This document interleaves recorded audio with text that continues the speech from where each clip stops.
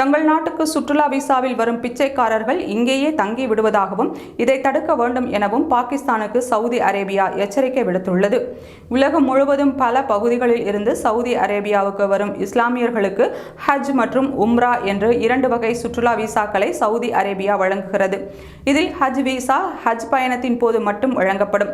இந்த விசாவின் ஆயுட்காலம் 40 முதல் 60 நாட்களாகும். உம்ரா விசா ஹஜ் பயணம் இல்லாத நாட்களிலும் வழங்கப்படும்.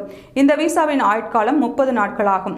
பாகிஸ்தானில் இருக்கும் பிச்சைக்காரர்களை மேற்காசிய நாடுகளுக்கு கடத்தி அங்கு பிச்சை எடுக்க வைத்து பணம் சம்பாதிக்கும் ஒரு கும்பல் செயல்பட்டு வருகிறது. இந்த கும்பலின் செயல்பாடுகளால் மேற்காசிய நாடுகளின் பாகிஸ்தான் அரசுக்கு அவப்பெயர் ஏற்பட்டுள்ளதாகவும் இவற்றை கண்டறிந்து நடவடிக்கை எடுக்கவும் பாகிஸ்தானின் மத்திய புலனாய்வு அமைப்புக்கு அந்நாட்டு அரசு உத்தரவிட்டுள்ளது. இந்நிலையில் பாகிஸ்தான் உள்ளிட்ட வெளிநாடுகளில் இருந்து இந்த சுற்றுலா விசாக்களில் சவுதி அரேபியாவுக்கு வருபவர்கள் அங்கேயே தங்கிவிடுவதாக சவுதி அரேபியா நீண்ட காலமாக கூறி வருகிறது. மேலும் பாகிஸ்தானியர்கள் சுற்றுலா விசாக்களின் மூலம் சவுதி அரேபியாவுக்கு நாடு கடத்தப்பட்டு மெக்கா மற்றும் மெதினா நகரங்களின் தெருக்களில் பிச்சை எடுக்க வைக்கப்படுவதாக சவுதி அரேபியா குற்றம் சாட்டியது.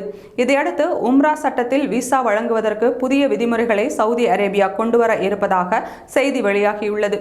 இதுகுறித்து வெளிநாடு வாழும் பாகிஸ்தானியர்கள் அமைப்பின் செயலர் அர்ஷத் முகமது கூறுகையில், மேற்காசிய வளைகுடா நாடுகளில் பாகிஸ்தானியர்களின் செயல்பாடுகளை அந்நாட்டு அரசுகள் விரும்பவில்லை.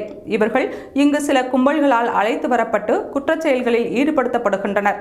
இதனால் வெளிநாடுகளில் பாகிஸ்தானுக்கு அவப்பெயர் ஏற்பட்டுள்ளது என்று அர்ஷத் முகமது கூறினார். இந்த விவகாரம் ஷனாபஸ் ஷெரீப் அரசுக்கு பெரும் தலைவலியை ஏற்படுத்தியுள்ளது.